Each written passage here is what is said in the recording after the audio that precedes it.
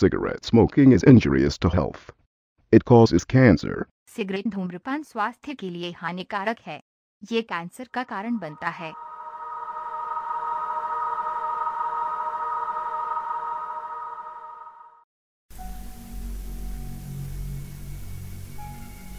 এখন আপনারা শুনছেন ডক্টর সাধন পাইকের কাহিনী অবলম্বনে জনমুখে বহুল প্রচলিত সত্য ঘটনা পরিপ্রেক্ষিতে অভিশপ্ত বেগুনকোদর। গল্পের সূত্রধর ও চরিত্র অভিনয়ে ডক্টর সাধন পাইক।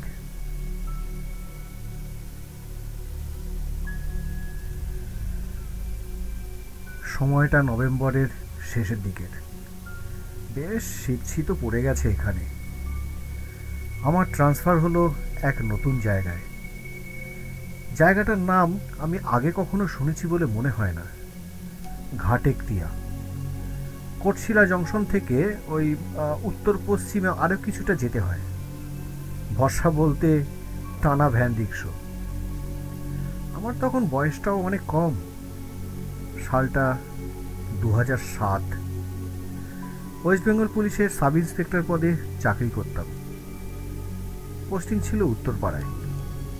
সেখান থেকে সোজা ট্রান্সফার ঘাটেকতিয়া। কি অদ্ভুত নাম, ঘাটেকতিয়া। একটু ডাকাবুকোও ছিলাম।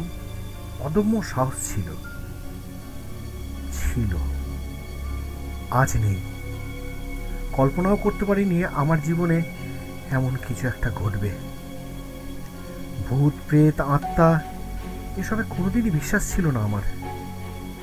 অনেক চোর ছেঁচোর ডাকাত খুনিদের ভূত আমি নিজে তাড়িয়েছি। তবে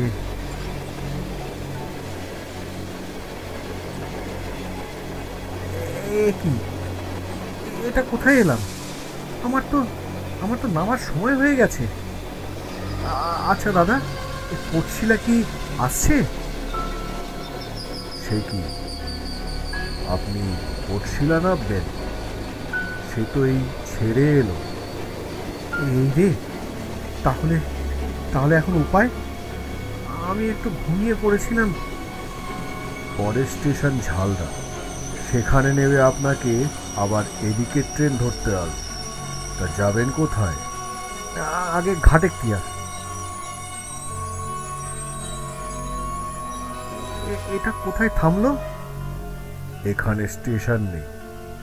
এখান থেকে কোটশিলা অল্প রাস্তা। তাহলে এখানেই নেমে পড়ি।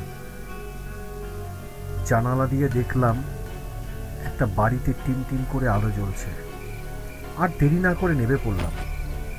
অন্ধকারে তেমন কিছু একটা বোঝার উপায় নেই। তার উপর হালকা কুয়াশাও পড়েছে। ব্যাগ থেকে টর্চটা বার করলাম। ঘড়িতে তখন রাত 8টা। পিঠে একটা ব্যাগ আর হাতে একটা ট্রলি ব্যাগ আর অন্য হাতে টর্চ নিয়ে লাইন ধরে ওই আলো জ্বালা বাড়ির দিকে হাঁটা দিলাম।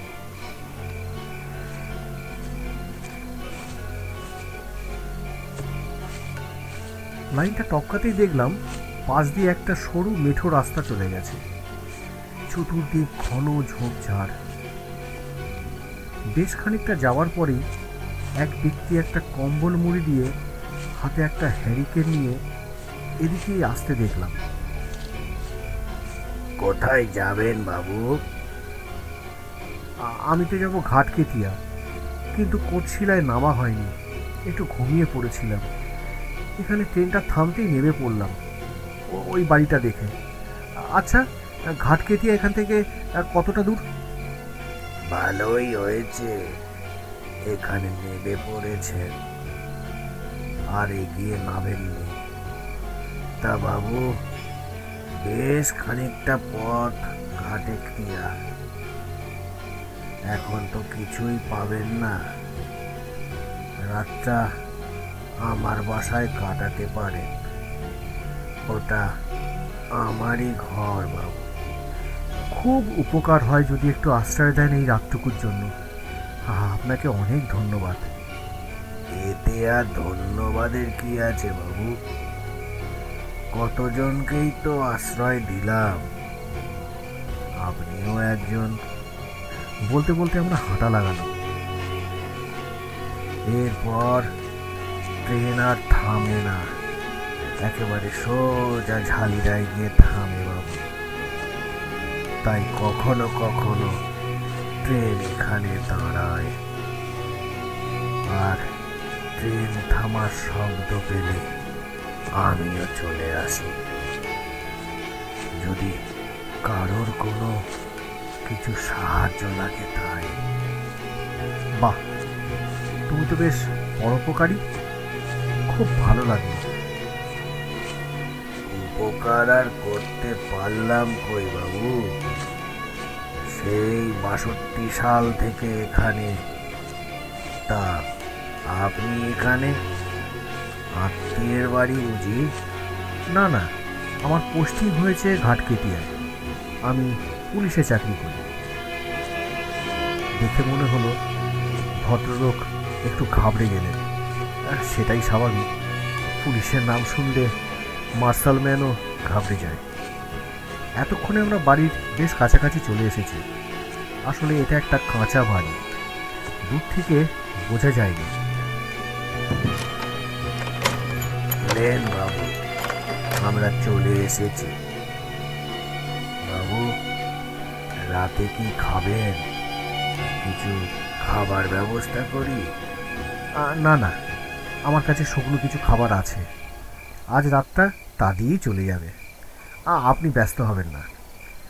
তা বললে হয় বাবু, আমার বাড়ি এসেছেন, কিছু মুখে না দিলে তো গৃহস্থের অকল্যাণ হবে বাবু। আচ্ছা ঠিক আছে, তাহলে একটু যদি গরম চা পাওয়া যেত। বেশ, আমি চা নিয়ে আসছি বাবু। ভদ্রলোক ঘরে হ্যারিকেনটা রেখে অন্ধকারে মিলিয়ে গেলেন। আমি ঘরের চতুর্দিকটা একটু টর্চ জ্বালিয়ে দেখার চেষ্টা করলাম জানালা দিয়ে, কিন্তু কুয়াশায় কিছুই বোঝার উপায় নেই। শুধু একটু দূরে রেল লাইনের সিগন্যালের লাল আলোটা হালকা বোঝা যাচ্ছে।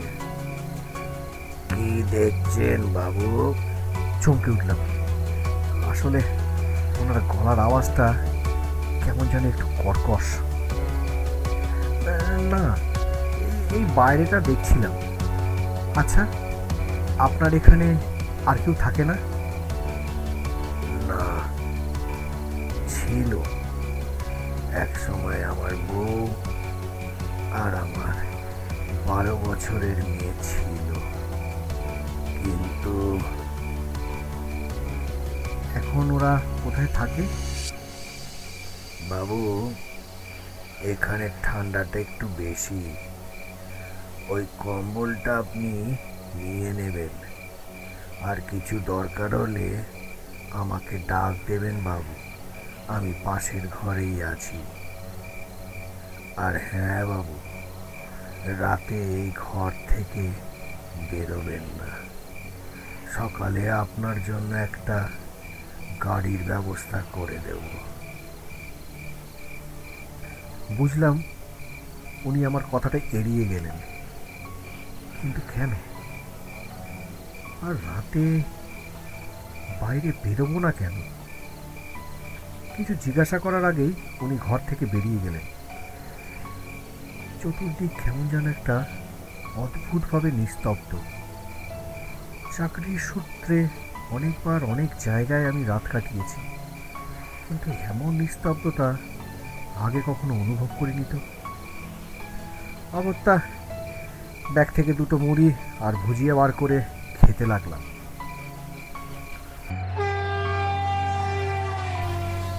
দ্রুত গতিতে একটা ট্রেন যাওয়ার শব্দ পেলাম। কাঁচা বাড়িটা যেন কেঁপে উঠল। আমি কম্বলটা টেনে হ্যারিকেনটা নিভিয়ে শুয়ে পড়লাম। ঘড়িতে তখন রাত 10টা। সারাদিনের পরিশ্রমে ঘুম আসতে দেরি হলো না আমার।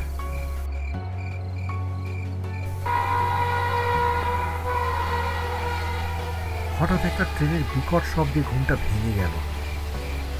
হাত ঘড়িটায় দেখলাম রাত 2টো বাজে। উঠে একটা সিগারেট ধরিয়ে জানালার কাছে গেলাম। কুয়াশাটা কেটে গেছে, চাঁদের হালকা আলোয় অনেক দূর পর্যন্ত স্পষ্ট দেখা যাচ্ছে। হঠাৎ করে কিছু একটা নজরে এলো। ওটা কি? রেল লাইনের ধারে কারা যেন বসে আছে মনে হচ্ছে। ওরা কারা? এত রাতে একবার কি গিয়ে দেখব? ভদ্রলোক বললেন রাতে যেন বাইরে না বেরোই। তাহলে কি এই কারণে?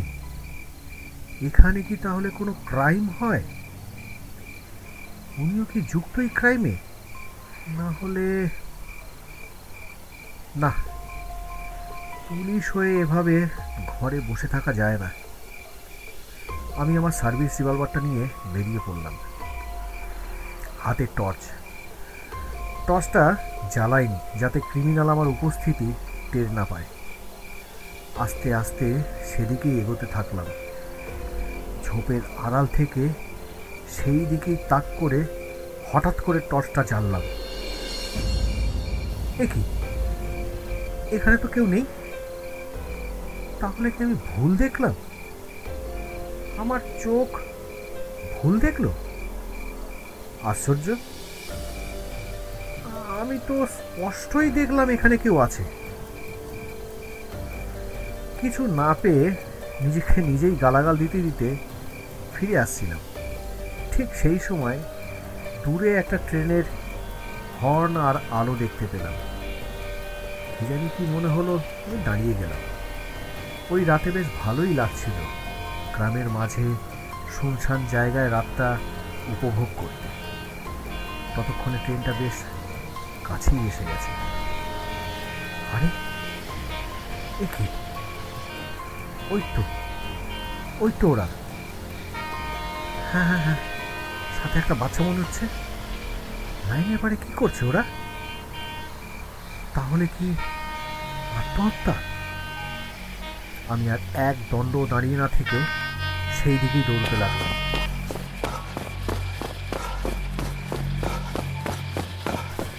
কিছুটা এগোনোর পর শরীরের গঠন আর পোশাক দেখে বুঝলাম উনি লোক নন, মহিলা, সাথে ফ্রক পরা একটি মেয়ে। ট্রেনটা তীব্র গতিতে হর্ন দিতে দিতে ধেয়ে আসছে। আমিও রুদ্ধশ্বাসে দৌড়াচ্ছি। এমন পরিস্থিতিতে আগেও পড়েছি, কিন্তু ওই দিন যেন আমার একটা অদ্ভুত অনুভূতি হচ্ছিল। একটা গা ছমছম করা পরিবেশ অনুভব করছিলাম আমি। ট্রেনটা ততক্ষণে আরও কাছে এসে গেছে। আমি সহজে চিৎকার করে ওদেরকে ডাক দিলাম। আমি আপ লাইন ধরে দৌড়াচ্ছি, আর ওরা আপ আর ডাউন লাইনের মাঝখানে দাঁড়িয়ে। আমার চিৎকার শুনেই আমার দিকে তাকালো। ওদের চোখ দুটো বিড়ালের চোখের মতো জল করে জ্বলছিল। ততক্ষণে ট্রেন ওদের সামনে। ট্রেনের আলোয় আমি সব স্পষ্ট দেখতে পাচ্ছি। ওরা আমার দিকে তাকিয়ে ট্রেনের পাশ দিয়ে আমার দিকেই ছুটে আসছে। দেখে আমি দাঁড়িয়ে গেলাম। এটা কি করে সম্ভব? ওরা ট্রেনের সাথে পাল্লা দিয়ে দৌড়াচ্ছে কিভাবে? এ কি? আমার সারা শরীর তখন ঠান্ডা হয়ে গেছে। আমার সেই মুহূর্তে নড়াচড়া করার কোনো ক্ষমতা ছিল না। গলা দিয়ে যেন কোনো শব্দ বেরোচ্ছিল না। আমার সামনে দিয়ে ট্রেনটা বিকট শব্দ করতে করতে ছুটে যাচ্ছে, আর ওই মহিলা আর বাচ্চা ট্রেনের ইঞ্জিনের ধার দিয়ে দৌড়াচ্ছে। চোখের পলকে ওরা ট্রেনটাকে ছাড়িয়ে এগিয়ে গেল, কেমন মিলিয়ে গেল অন্ধকারের মধ্যে। অনেকটা দূরে দেখতে পেলাম একটা ল্যাম্পপোস্টে টিম করে আলো জ্বলছে। মনে হচ্ছে ছোট কোনো স্টেশন হবে হয়তো। আমি শীতের রাতেও তখন দরদর করে ঘামছি। কোনো রকমে ওই বাড়ি ফিরলাম। দেখি ভদ্রলোক হাতে লণ্ঠন নিয়ে দাঁড়িয়ে আছেন। শুধু কানে এলো, বাবু আপনাকে বাইরে যেতে তো নিষেধ করেছিলাম। এরপর আমি জ্ঞান হারিয়ে ফেলি। যখন জ্ঞান এলো তখন আমি খাটের উপর শুয়ে আছি, মাথায় জলপট্টি দেওয়া, মারাত্মক জ্বর। না না বাবু, উঠবেন না, রাত থেকে আপনার খুব জ্বর। আমি আপনার জন্য একটু গরম দুধ নিয়ে আসি বাবু। দাঁড়ান, কে আপনি? কাল রাতে কেন আমাকে বাইরে বেরোতে নিষেধ করলেন? কাল যা দেখলাম। বাবু, আমি একটা ডাক্তার ডেকে নিয়ে আসি। আপনি আবার ডিউটি জয়েন করবেন তো? আমার কথা এড়িয়ে যাবেন না। আমার প্রশ্নের উত্তর দিন। কে আপনি? কি পরিচয় আপনার? আমি সনাতন। আপনি এখানে কোথায় আছেন জানেন? না। এটা কোথায়? এটা বেগুন কোদর গ্রাম বাবু। একটু এগোলেই বেগুন কোদর স্টেশন। সেখানে কোনো ট্রেন থামে না, কোনো ট্রেন না। কেন? এই জায়গাটা পাহাড়ে ঘেরা খুব সুন্দর জায়গা। 1960 সালে এখানে সাঁওতাল রানীর চেষ্টায় এই স্টেশন তৈরি হয়েছিল, যার প্রথম স্টেশন মাস্টার আমি, সনাতন। বউ মেয়েকে নিয়ে এই বাড়ি করে থাকতে শুরু করলাম। তখন এখানে দিনে মাত্র 2টো ট্রেন চলত। একদিন আমার মেয়ে আর বউ গেল লাইনের ধারে ছাগল চড়াতে। দুজনেই ফিরে আসছিল। সেই সময় আমি স্টেশনে ফ্ল্যাগ হাতে দাঁড়িয়ে ট্রেন পাস করাবার জন্য। আমি ওদের দেখতে পাচ্ছিলাম। ট্রেনটা আসছিল। আমার মেয়েটা আমাকে দেখেই দৌড়ে আসছিল আমার দিকে। ট্রেনটা দেখে ওর মাও ওকে ধরার জন্য পেছন পেছন দৌড়তে শুরু করলো। হঠাৎ করে মেয়েটা লাইনের ওপর পড়ে গেল। আমার বউ মেয়েটাকে তুলতে গেল, আর ট্রেনটা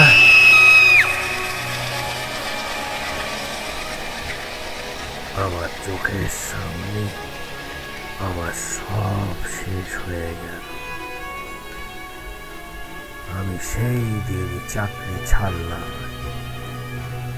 এরপর এলো এক নতুন স্টেশন মাস্টার। এরপর গ্রামে অনেকেই দেখেছে এই দৃশ্য। ট্রেনের অনেক ড্রাইভারও এই ঘটনার সাক্ষী। কিন্তু ওই স্টেশন মাস্টার তা কিছুতে মানতে চাননি।